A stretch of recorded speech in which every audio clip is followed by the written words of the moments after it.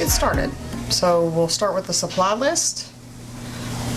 First, you're going to need some ceramic tiles. These I just got from Home Depot.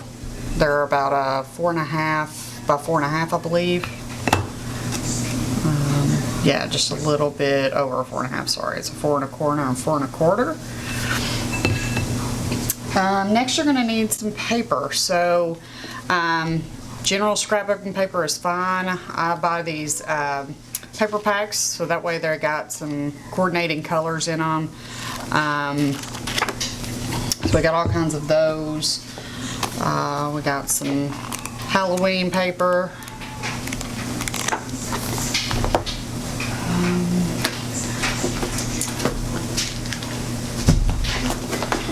These are always good. I think this one was like $5, but it has tons of different colors and coordinating papers in it, so it really goes with any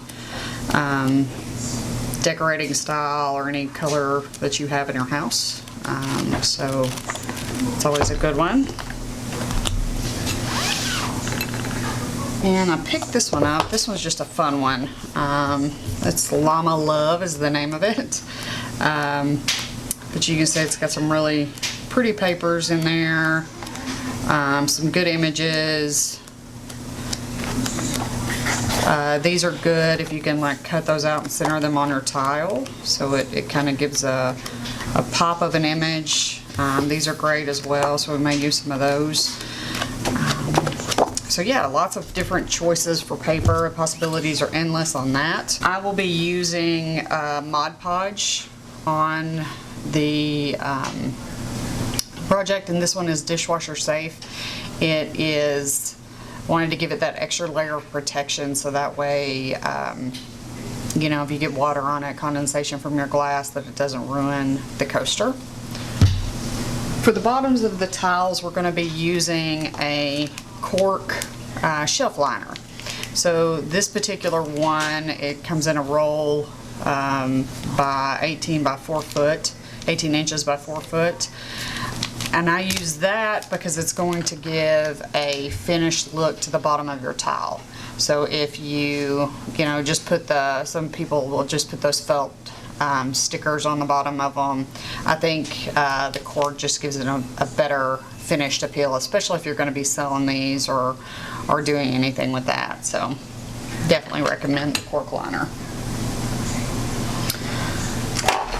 Now this cork liner is self-adhesive, but I have noticed like its tendency is to go back to the form that it came in, which is in this roll. So it wants to go back to that.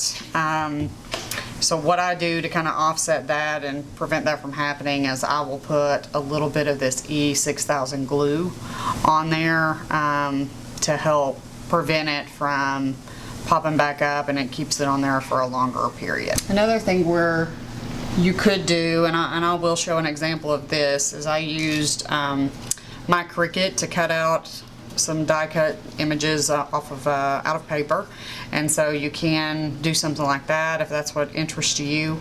In our house, we are Tennessee Vol fans, which isn't boding well for us right now, but so we have a lot of these little things that we could use to put on the coasters as well. In terms of tools, we got a couple of different little tools that we'll be using. First is just some scissors. These are some Tim Holtz scissors that I got a while back. And then a paper trimmer,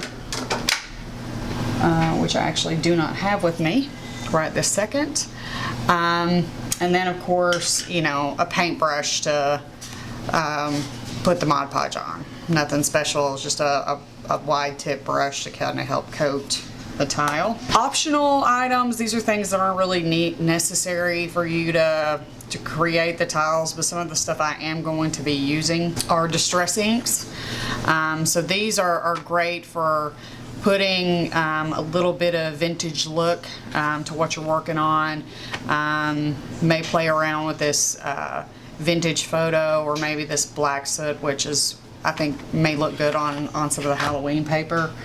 And then I got these fun colors. Don't really know if I'm going to use them, but I did get them to see if maybe it would look good on some of the other papers I got.